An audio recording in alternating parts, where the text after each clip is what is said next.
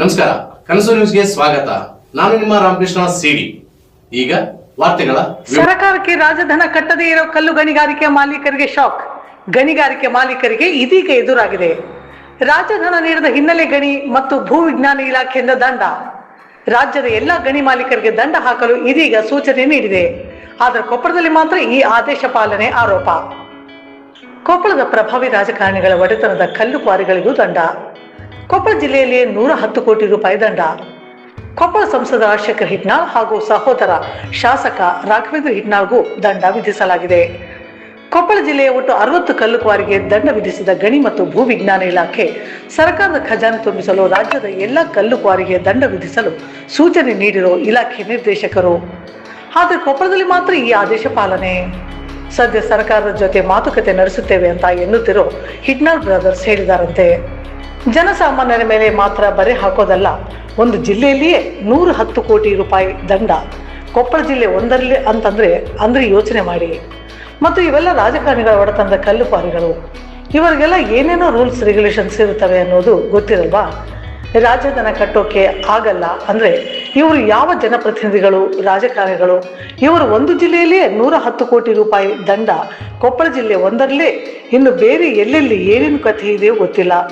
ಸರ್ಕಾರದ ಜೊತೆ ಮಾತನಾಡುತ್ತೇವೆ ಅಂತ ಹೇಳಿದಾರಂತೆ ಹಿಟ್ನಾಳ್ ಬ್ರದರ್ಸ್. ಸಂಸದ ರಾಜಶೇಖರ್ ಹಿಟ್ನಾಳ್ ಮಾಧ್ಯಮದ ಮುಂದೆ ಪ್ರತಿಕ್ರಿಯೆ. ದಂಡ ವಿಧಿಸಿದ ಮಾಹಿತಿ ತಿಳಿಯುತ್ತಿದ್ದಂತೆಯೇ ಸಂಸದ ರಾಜಶೇಖರ್ ಹಿಟ್ನಾಳ್ ಪ್ರತಿಕ್ರಿಯೆ. ಗಣಿ ಇಲಾಖೆಯಿಂದ ನಮಗೆ ರಾಯಲ್ಟಿ ಕಟ್ಟಬೇಕೆಂದು ನೋಟಿಸ್ ಕೊಟ್ಟಿದ್ದಾರೆ. ಪ್ರತಿ ವರ್ಷ ಗಣಿ ಇಲಾಖೆ ಆಡಿಟ್ ಮಾಡುತ್ತಿದ್ದಾರೆ. ಡ್ರೋನ್ ಸರ್ವೆ ಮಾಡಿ ಹೆಚ್ಚು ಮೆಟೀರಿಯಲ್ ತೆಗೆದಿರಿ ಎಂದು ನೋಟಿಸ್ ಕೊಟ್ಟಿದ್ದಾರೆ. ನಮಗೆ 3 ಕೋಟಿ ರೂಪಾಯಿ ಕಟ್ಟಬೇಕು ಅಂತ ನೋಟಿಸ್ ಕೊಟ್ಟಿದ್ದಾರೆ. ಜಿಲ್ಲೆಯಲ್ಲಿ 300 ಕೋಟಿಗೂ ಅಧಿಕ ದಂಡದ ಹಣ ಇರಬಹುದು. ನಾವು ಸರ್ಕಾರದ ಜೊತೆ ಮಾತನಾಡುತ್ತಿದ್ದೇವೆ.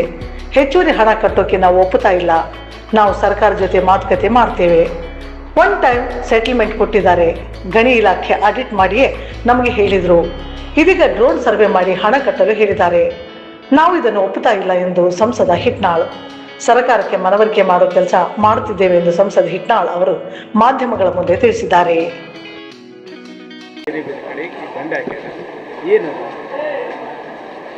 ಈಗ ನಮ್ಮ ಮೈನ್ಸ್ ಆ್ಯಂಡ್ ಜಿಯಾಲಜಿ ಇಲಾಖೆಯಿಂದ ಈಗ ನಾವು ಕ್ರಷರ್ ಮೈನಿಂಗ್ ಏನು ಮಾಡ್ತಾಯಿದ್ದೀವಿ, ಆ ಮೈನಿಂಗ್ ಮಾಡ್ಬೇಕಾದ್ರೆ ನಮ್ಗೆ ಲೀಸ್ ಕೊಟ್ಟಾಗಿದ್ದ ಹಿಡಿದು ಇಲ್ಲಿ ಮಟ್ಟ ಕ್ವಾಂಟಿಟಿ ಹೆಚ್ಚು ಕಡಿಮೆ ಆಗಿದೆ.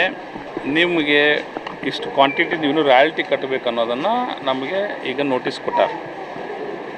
ಆದರೆ ಸ್ವಲ್ಪ ನಮಗೆ ಮತ್ತು ಸರ್ಕಾರಕ್ಕೆ ನಾವೇನು ಮನವರಿಕೆ ಮಾಡ್ತಾಯಿದ್ದೀವಿ, ಪ್ರತಿ ವರ್ಷ ನಮ್ಮ ಇಲಾಖೆ ಗಣಿ ಮತ್ತು ಭೂ ವಿಜ್ಞಾನ ಇಲಾಖೆ ಆಡಿಟ್ ಮಾಡುತ್ತಾ ನಾವು ಎಷ್ಟು ತೆಗೆದೀವಿ ಅಂದೇಳಿ ಆಡಿಟ್ ಪ್ರಕಾರ ಹೆಚ್ಚು ಕಡಿಮೆ ಇದ್ದರೆ ನಾವು ದುಡ್ಡು ಕಟ್ತೇವೆ. ಪ್ರತಿ ವರ್ಷ ಆಡಿಟ್ ಮಾಡ್ತಾಯಿದ್ವಿ.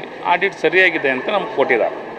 ಈಗ ಅದಾದ ನಂತರ ಹೇಳ್ತಾರೆ ಈ ಕೆಸರಾಕ್ ಮತ್ತು ಏನೀಗ ಡ್ರೋನ್ ಸರ್ವೆ ಮಾಡಿಬಿಟ್ಟು ನೀವು ಇನ್ನೂ ಹೆಚ್ಚು ಮಟೀರಿಯಲ್ ತೆಗೆದಿದ್ದೀರಿ ಅಂತ ಹೇಳ್ತಿದ್ದಾರೆ.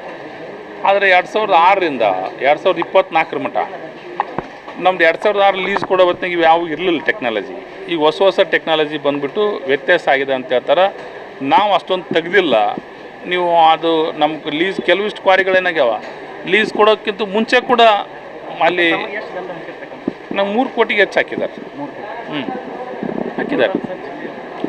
ಜಿಲ್ಲೆಯಲ್ಲಿ ಈಗ ಎಲ್ಲರದ್ದು ನಾನು ಮಾತಾಡಿಲ್ಲ ಎಷ್ಟಾಗೈತೆ ಅಂತೇಳಿ. ನಾನು ಸ್ವಲ್ಪ ಅವ್ರು ಸುಮಾರು ಇರ್ಬೋದು, ಭಾಳಷ್ಟು ಐತೆ, 300 ಕೋಟಿ ಇರ್ಬೋದು ಅಂತ ಅನ್ಸುತ್ತೆ ನನಗೇನು. ಗ್ಯಾರಂಟಿಗಳನ್ನ ಹಣ ಖಾಲಿ ಮಾಡಿಕೊಂಡು ಖಜಾನೆ ತುಂಬೋದು ಈ ಥರ ಮಾಡ್ತಾ ಇದ್ದೇವೆ ಅಂತ ಒಂದು ಆರೋಪ ಇದೆ. ಹಂಗಲ್ಲ, ಅದಕ್ಕೆ ಇದಕ್ಕೆ ಸಂಬಂಧ ಇಲ್ಲ. ಈಗ ಇದು ಭಾಳಷ್ಟು ವರ್ಷಗಳಿಂದ ಬಂದಿರೋದು. ಅವ್ರು ಕೇಳ್ತಾರೆ 2004ರಿಂದ ಇದು ಹಿಂದೆ ಕೂಡ ಚರ್ಚೆ ಇತ್ತು ಸರ್ಕಾರದಲ್ಲಿ, ಹಿಂದಿನ ಸರ್ಕಾರದ ಕೂಡ. ಅವ್ರ ವ್ಯತ್ಯಾಸ ಏನಾಗಿದೆ ಅವ್ರ ನಡುವೆ, ನಾವು ತೆಗೆದಾಗಿದ್ದ ಪ್ರತಿ ವರ್ಷ ಆಡಿಟ್ ಮಾಡಿ ಕೊಡ್ತಾಯಿದ್ರು. ಈಗ ಹೆಚ್ಚುವರಿ ನೀವು ಇಷ್ಟು ಕಟ್ಟಬೇಕಂತದಲ್ಲ, ಅದು ನಾವು ಒಪ್ತಾ ಇಲ್ಲ. ನಾವು ಅಷ್ಟೊಂದು ತೆಗೆದಿಲ್ಲ ಅನ್ನೋ ಮಾತನ್ನು ನಾವು ಹೇಳ್ತಾ ಇದ್ದೀವಿ. ನಾವು ಸರ್ಕಾರ ಜೊತೆ ಚರ್ಚೆ ನಡೆದಿದೆ. ಸರ್ಕಾರ ಜೊತೆ ಮಾತುಕತೆ ನಡೆದಿದೆ. ಇಷ್ಟಿಲ್ಲ, ಇಷ್ಟಾರು ಉದ್ಯಮ ಬಂದಾಗುತ್ತೆ, ಇಷ್ಟೊಂದು ಹೊರೆ ಆಗುತ್ತೆ ಅನ್ನೋದು ನಾವು ಮಾತುಕತೆ ನಡೆದೈತಿ. ಏನಾಗುತ್ತೆ ನೋಡ್ಕೊಂಡು ಅವ್ರು OTS ಒನ್ ಟೈಮ್ ಸೆಟ್ಲ್ಮೆಂಟ್. ಹೌದು, OTS ಮಾಡಿದ್ದಾರೆ. ಹಾಂ, ಅದು ನಾವು ಈಗ ಏನಾಗಿತ್ತು, ಪ್ರತಿ ವರ್ಷ ಇಲಾಖೆನೇ ನಮ್ಗೆ ಆಡಿಟ್ ಮಾಡಿಬಿಟ್ಟು ಕರೆಕ್ಟ್ ಐತೆ ಅಂತ ಕೊಟ್ಟಿದೆ. ನೀವು ಇಷ್ಟು ತೆಗೆದಿದ್ದೀರಿ, ಇಷ್ಟು ರೊಕ್ಕ ಕಟ್ಟಿರಿ ಅಂದರೆ ಹೆಚ್ಚು ಕಡಿಮೆ ಕೂಡ ನಾವು ಕಟ್ಟಿವಿ. ಅವಾಗೆ ಆ ವರ್ಷದಿಂದ ವರ್ಷಕ್ಕೆ ಕಟ್ಟಿದ್ವಿ. ಆದರೆ ಈಗ ಮತ್ತೆ ಡ್ರೋನ್ ಸರ್ವೆ ಮೂಲಕ ನಾವು ಮಾಡಿದ್ದೀವಿ, ನಿಮ್ದು ಇಷ್ಟು ಬರುತ್ತೆ ಅಂತ ಹೇಳ್ತಿದ್ದಾರೆ. ಅದನ್ನು ನಾವು ಒಪ್ತಾ ಇಲ್ಲ. ಸರ್ಕಾರಕ್ಕೆ ಮನವರಿಕೆ ಮಾಡೋದು ಕೆಲಸ ಮಾಡ್ತೀವಿ. ಮುಂದಿನ ವಾರ್ತೆಗಳೊಂದಿಗೆ ಭೇಟಿಯಾಗೋಣ. ನಮಸ್ಕಾರ.